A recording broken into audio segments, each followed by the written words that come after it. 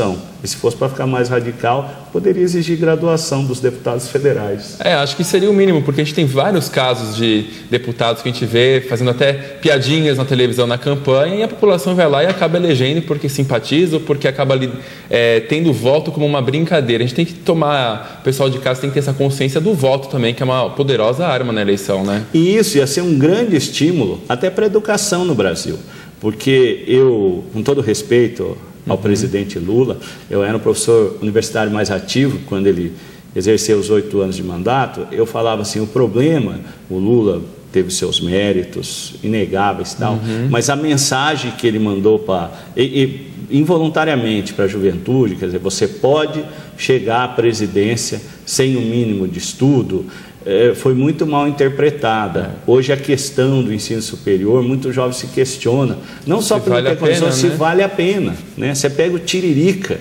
né? Foi questionado a alfabetização do deputado Tiririca.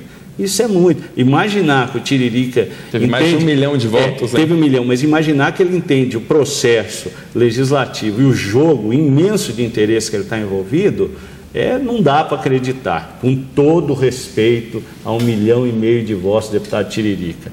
Ele, como muitos lá, não sabe o que está acontecendo. E o que será que essas pessoas que votaram nele estão fazendo, né? O que elas estão pensando também, né, doutor? Provavelmente preparando para votar nele ou uma outra celebridade de novo. Uma nova celebridade. Aí fica complicada essa política no Brasil, né? A gente vai fazer um rápido intervalo aqui no nosso programa. Daqui a pouquinho a gente continua falando sobre a mini reforma política. Você não sai daí. Até já.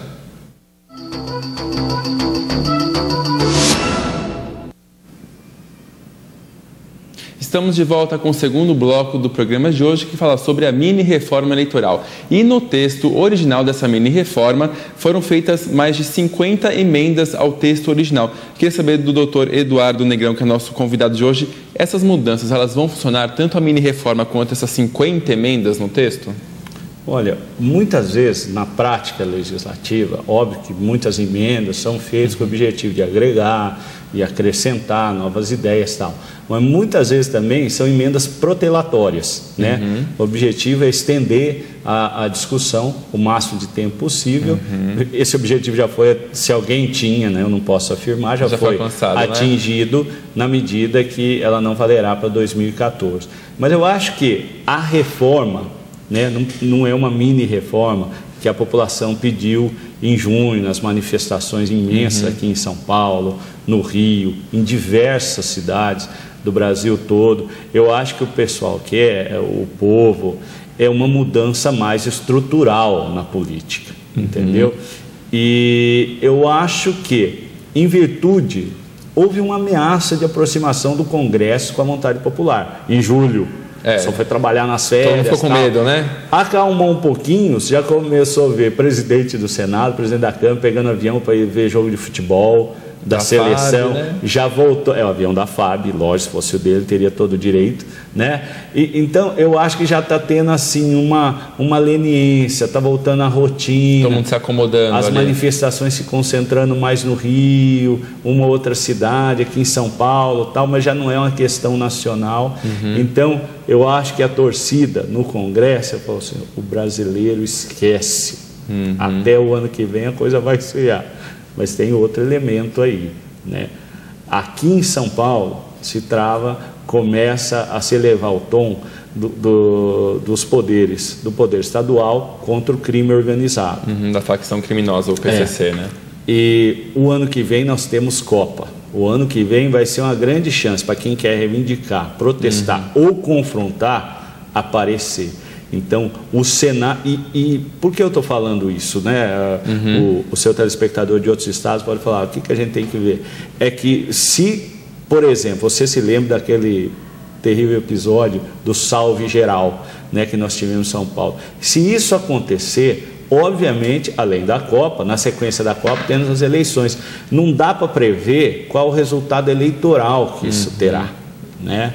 É importante que se diga que o Estado de São Paulo, há 20 anos governados pelo PSDB, nunca teve um risco tão grande de deixar de ser, apesar do governador liderar as pesquisas e tal, mas o cenário muito volátil, né? Como no Rio de Janeiro, né? Também na esfera federal, a tendência natural de uma reeleição do presidente, até por toda a estrutura, né? Todo presidente que se candidatou à reeleição, Fernando Henrique, Lula conseguiu, tudo indicava que a Dilma conseguiria. Antes das manifestações ela tinha um favoritismo absurdo, né? Absurdo, já caiu sensivelmente, agora novas mudanças no cenário. Então, a Copa do Mundo, quando ela foi buscada, entre aspas, a grande batalha do ex-presidente, do então ministro dos Esportes, era que seria a consagração para a reeleição do Partido dos Trabalhadores. Pode ser uma bomba relógio. Para quem? Para todo mundo. Entendeu? É imprevisível, pode não acontecer nada, que eu acho difícil. Pode haver manifestações como a que nós tivemos vimos, na Copa das Confederações, majoritariamente pessoas de classe média, de estudantes universitários, ou a coisa pode degringolar, especialmente no estado de São Paulo, por um conflito generalizado e consequências imprevisíveis. Não dá para saber então o que vai acontecer o ano que vem. Uma coisa é certa, o cenário está muito diferente do que estava 90 dias atrás. O senhor acha que as manifestações foram bastante importantes para essas mudanças? Do cenário político e da visão do eleitor?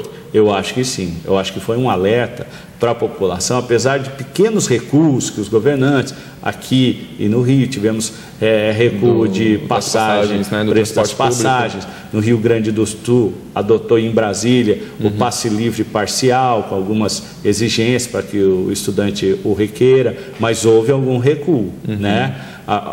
No Rio nós temos a questão dos professores, que caminha também para um recuo. Então, o que aconteceu? Apesar de se centralizar e de ocorrerem nos grandes centros, a população das cidades mais afastadas, dos centros menores, estão vendo, o pessoal lá protestou e conseguiu algum avanço. Eu acho que vai haver um espelhamento e se eu fosse um organizador de manifestações, se na Copa das Confederações já teve repercussão, porque isso aproveitou-se o momento da Copa das Confederações, na Copa do Mundo vai ter o triplo de jornalistas, o triplo de repercussão internacional, né? E seria um grande momento para quem quer manifestar uma opinião, né?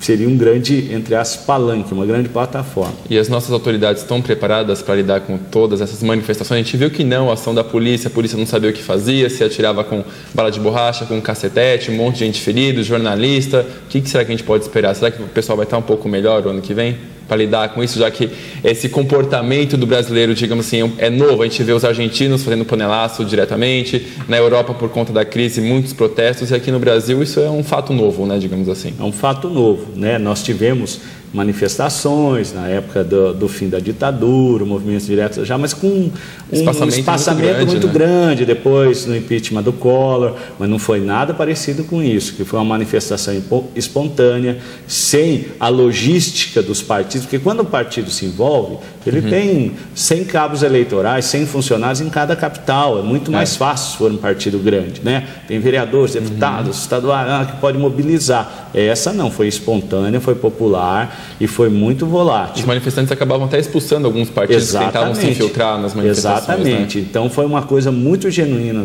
da população brasileira. Ainda não deu para ser digerida nem pelos políticos, nem pelos analistas.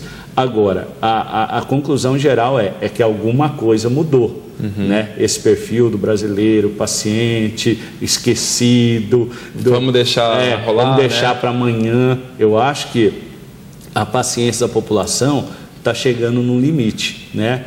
Você falou, os nossos governantes saberão lidar com isso? Eu acho difícil, porque a aposta geral, Leandro, entre a competência e a chamada fidelidade, é sempre na fidelidade, né? O prefeito, o governador, o presidente, quando tem alguém para nomear, ainda que um personagem tenha o currículo adequado, competência comprovada, mas tiver aquele que lhe é fiel, que está sempre do lado, ainda que não tenha a formação e experiência necessária, ele vai preferir, né? Ele nomeia o fiel, né? E isso é muito perigoso, porque a gestão, sabe, não é uma questão de fé, é uma questão de competência. Exatamente, a pessoa precisa ter preparo técnico. Eu falei aqui do concurso público, né? Da exigência, né, de no mínimo segundo grau para vereadores, ia causar uma revolução, Leandro, no país. Por quê? A gente deveria fazer essa conta, inclusive, para ver quantos vereadores têm o segundo grau, né? É verdade, porque o ensino brasileiro é muito frágil. Quem não teve, nem sequer passou por esse ensino, Quem já tem graduação já tem dificuldade de conseguir emprego, quem tem pós-graduação também, por conta dos salários, que exigem um salário mais alto, as empresas acabam não conseguindo pagar, então para o vereador vale tudo, digamos assim, é complicado também, né? Você vê o caso daquela senhora Rose, que tinha um cargo de representação da presidência da República aqui, alocada num prédio do Banco do Brasil, a coisa mais difícil de se entender, e ela, também sem a formação específica, indicava pessoas para agências reguladoras, para estatais, fazia lobby, dava bronca em diretores do banco estatal, quer dizer, totalmente porque ela era fiel. Né? Essa talvez fiel demais, porque até encheu o escritório de fotos do chefe dela, uma coisa esquisita, rapaz. E como é que o senhor vê o cenário político para o ano que vem? A gente teve, com essa questão das manifestações, a mudança da presidente Dilma Rousseff, que a porcentagem de aprovação do governo caiu bastante, de 70% para cerca de 30%. Agora a Marina Silva também tentou criar a Rede de Sustentabilidade, acabou se filiando a outro partido. Como é que o senhor vê as eleições para o ano que vem? É a justiça brasileira começando, né? É sempre difícil de entender, porque